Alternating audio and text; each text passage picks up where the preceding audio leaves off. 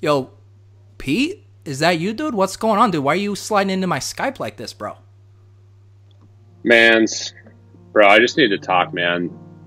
Things have not been going well at all this season, dude. It's been arguably my worst season ever on DraftKings.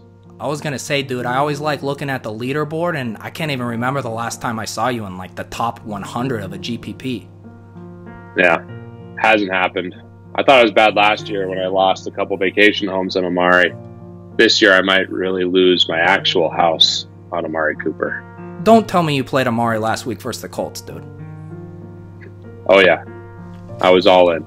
Pete, we know the Colts funnel everything underneath. What are you doing, bro? Your head is not screwed on straight. I know, man. I lose the 4-man every single week and have to listen to Levitan's freaking brag about winning the 4-man on the solo pod. It's really a 3-man, right? Because one of us just gets DFL every week, you know? So it's really just a 3-man between me, Al, and the listeners every week. Dude, the listeners are beating you every week in the listener league. I'm coming for your spot on the DFS edge with my audition, dude. You're losing everything. Yeah. There's actually talk of me being kicked off the DFS edge. I mean, last week I had Michael Gallup as my conviction play, fellow CSU alum. As my conviction play, he got 0 fantasy points. Pete, you need to stop playing players just because they live or went to a school in the vicinity of you. There is no correlation to that in DFS success, dude. I used to work with Peyton Manning in the Rocky stacks until fucking DraftKings, started pricing up all the damn Coors Field players.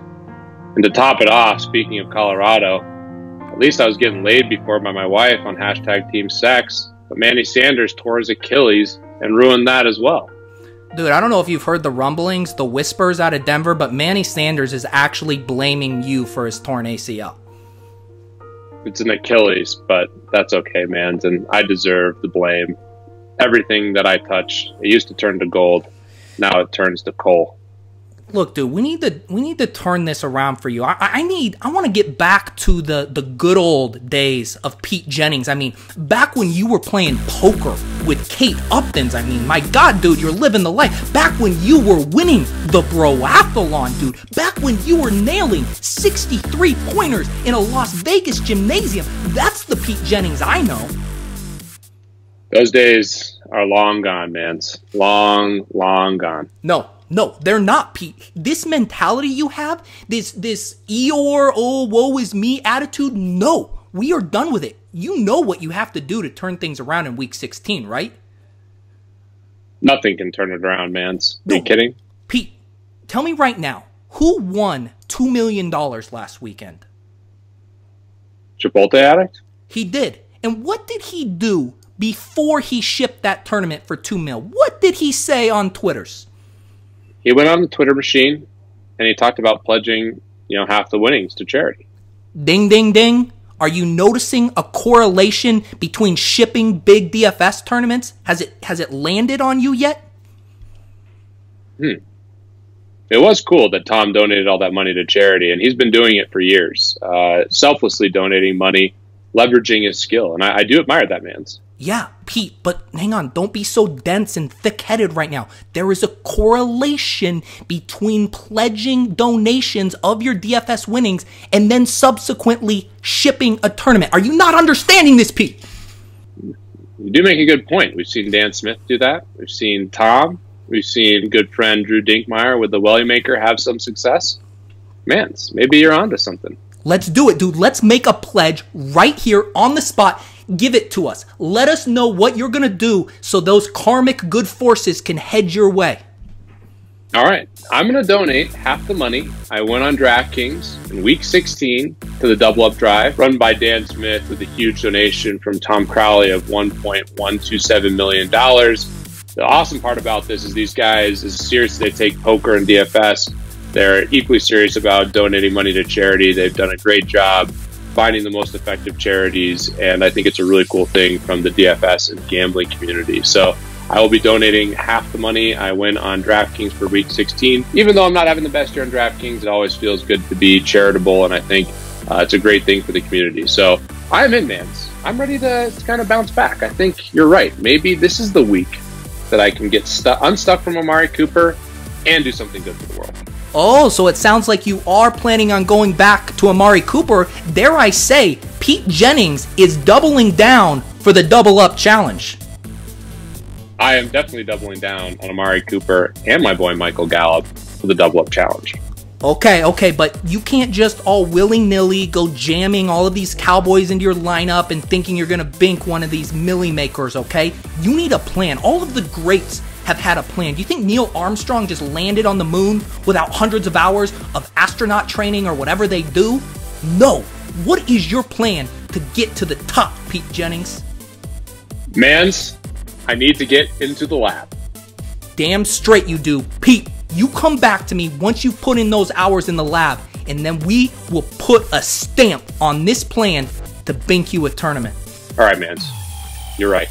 I'll be back in 16 hours once I'm out of the lab. All right, guys. We are in the lab trying to concoct the right recipe to win millions of dollars here and turn 2018 around. The big goal, of course, donating money to the Double Up Drive.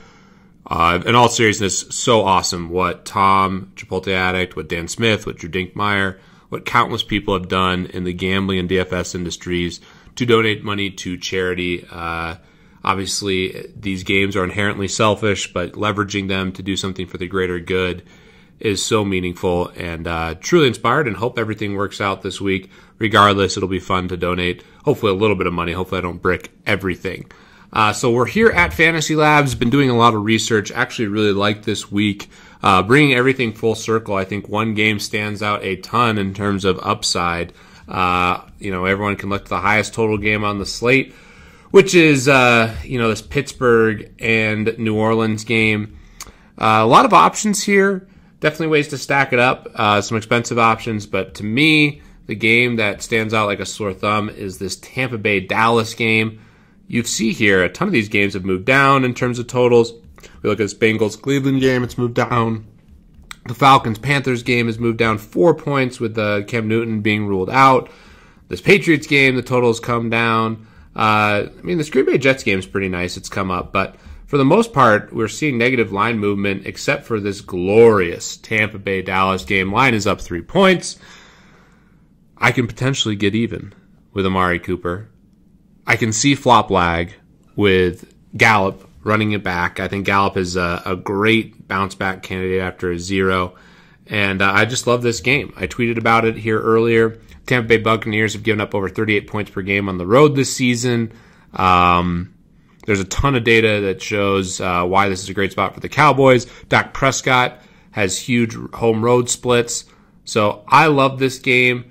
And how we're going to look at this in terms of how I'm going to leverage Fantasy Labs, I'm going to go through how I might build 150 lineups for the Millionaire Maker. Half of that money will be going to charity. So at the quarterback position, what I like to do now in the Millionaire Maker, instead of trying to make a diversified portfolio, is go all in on one game and one quarterback specifically. And that, to me, this week is going to be Dak Prescott. So we're actually going to try to make 150 lineups here to see what it looks like. I'll go through some of the plays that I really like. This will work as sort of a model preview as well. So at the running back position, I'm going to, of course, have to use Ezekiel Elliott, who has a lot of correlation now with Dak Prescott, given his usage in the passing game. We can see here in his game log, his big involvement in the passing game lately has been amazing. I mean, this is a guy that we used to be fearful of stacking with a quarterback, but all these targets, all these catches, and even touchdown catches make it really, really enticing to use Ezekiel Elliott. So, of course, I'm using him. Love Tevin Coleman this week. Finally had a great week last week. Could have been even bigger if he didn't have a 40-yard touchdown called back.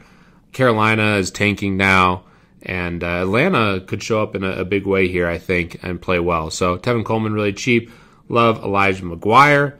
Love Jamal Williams. Love Kamara. I think all these guys are great plays. In particular, McGuire stands out quite a bit to me with his usage in the passing game. The Jets and Green Bay game is one of the games that has really come up in total this week. Kamara, I think, stands out a ton. He'll be someone I definitely am using. I'm not going to use too many pieces of this game, but I will use Kamara in the Saints defense. I like Nick Chubb a ton. And since I'm using Ezekiel Elliott, I'm not going to take any of these other high-end running backs. I'm going to kind of mix and match value. I guess Kamara's kind of mid to high-end. The one guy that I absolutely love this week is Marlon Mack. Colts offensive line getting healthy. The Giants have incentive to lose, and I think Mack could have a huge game, even though he's not the prototypical DraftKings back because he's not used as much in the passing game.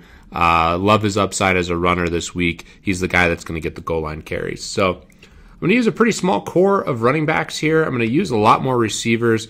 And when you're stacking one game and Dak Prescott's going to be on 150 teams, what I like to do first is basically make sure I filter out or get exposure to all the Tampa Bay and Dallas guys that I think are relevant. So I like Gallup, I like Evans, I like Cooper. I'll even throw in Beasley. I like Humphreys, Godwin, and Jackson. So I'm going to have exposure to all of these receivers in this game in the Millionaire Maker.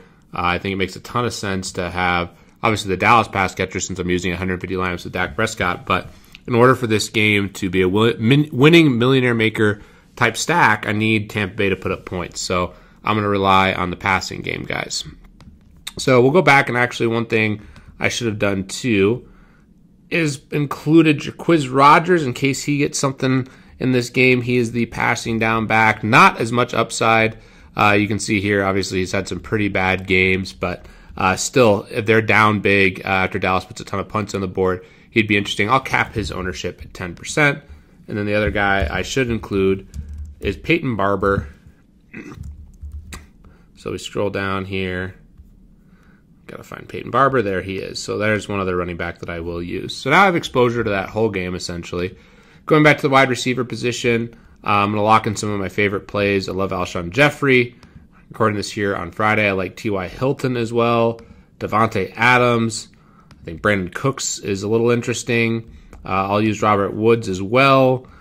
Definitely like Dante Pettis. Robbie Anderson is definitely a big play upside guy.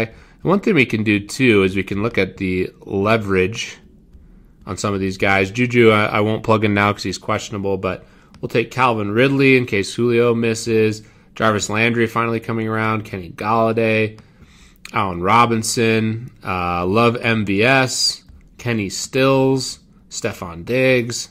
So I'm getting some receivers here. And, you know, when I'm actually putting in all the lineups, I'll be a little more selective and take my time. These are really critical decisions, but this is kind of the stuff that I'm looking at. You can also sort by ceiling. Maybe get an Antonio Brown in there. I have Mike Evans already, like Josh Reynolds. So now we have a lot of receivers that are in our player pool here. At tight end, definitely love Zach Ertz. Oops. So we lock in Zach Ertz, Kittle, and Gronk all, and Ebron. These guys all have a high upside. Going to go with Herndon as well. We need to make sure we have the guys from the Tampa Bay Dallas game as well. Sorry, clicking around here like an idiot. Now I got the Tampa Bay Dallas guys, so we'll use Brait, Jarwin. Schultz is questionable to me if I should even consider using him at all in any of these stacks. He could fall into a touchdown, so I will put him as a bare minimum tight end. This play could work out if the position busts. So now I have both tight ends for Dallas and Cameron Brait. And if we go back and make sure we have all the teams, do the same kind of thing. Look for the leverage score and see if there's anyone I'm missing. Ian Thomas for sure. Kyle Rudolph, Austin Hooper, Vance McDonald, like all those guys. David Njoku and Azuma both stand out to me too as good tight ends. Go to defense. I have a strong take that I think the Colts defense is a really good play this week, especially since I want to have a lot of Marlon Mack. So I'm going to make sure I get them in play. I like the Patriots too. Philly defense is a little interesting to me. Cincinnati, I'll pass. Definitely like Minnesota. Go with New Orleans and hope that the defense does well there. Love the Rams D.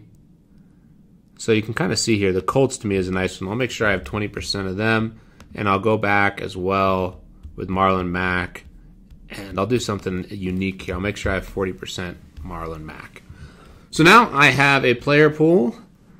And I can build multiple lineups.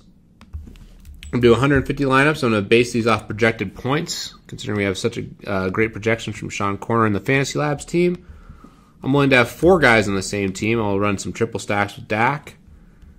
And I don't mind going down to like 98.5% of salary. I'm not going to worry about the defense, even though I already have that. I'm going to force a quarterback stack. And then I'm going to make sure I use a wide receiver tight end team on opposite stack when possible. And I'm going to generate lineups. So while this spins, it's creating my lineups here. Already 104. You can see the top projected team, which I actually like: Dak, McGuire, Coleman, Hilton, Evans, Beasley, Ertz, Elliott. And New Orleans defense spending almost all the cap. You can see my exposures here. So I'm feeling really good. If I could save these lineups, and then it'd be very easy to upload all 150 of these lineups to DraftKings, and hopefully this combination has the Millionaire Maker winner. So this is my Inside the Lab. I'm definitely very high on this game. I'll probably have exposure to some other games in the 1500, but you can be certain in the Millionaire Maker, I'm going to fire 150 teams, and I'm going to be very heavy on this game. I hope this was helpful for you guys as I was going through some of the stuff I leverage here at Fantasy Labs, and I'm excited. I am pumped to hopefully get even on Amari Cooper and to turn 2018 around, and most importantly, give to the double up drive and make the world a better place. Good luck to everyone in week 16. If you're interested in learning more about how you can donate, go to doubleupdrive.com. Dude, are you kidding? Hush down with all of this Cowboys love. You're going to destroy ownership. Levitans is on Labs right now, changing Gallup to 30% owned. What are you doing? Dude, first of all, Manz, no one listens to me anyways after my terrible conviction plays all year, but I don't care. I'm doubling down. I'm all in on Amari. I'm all in on Gallup. I'm all in on Dak Prescott. These guys are going to win millions for me and hopefully over $1 million for charity. So, Manz, I'm taking it down in week 16. I'm back, baby. Hell yeah! Pete's got his mojo back. Pete, where'd you go, dude? I wanted to talk to you about staking me in the Thunderdome, dude. Pete? Dude, what do you think about Kyle Juszczyk's in the flex? Great leverage score on Labs this week, dude.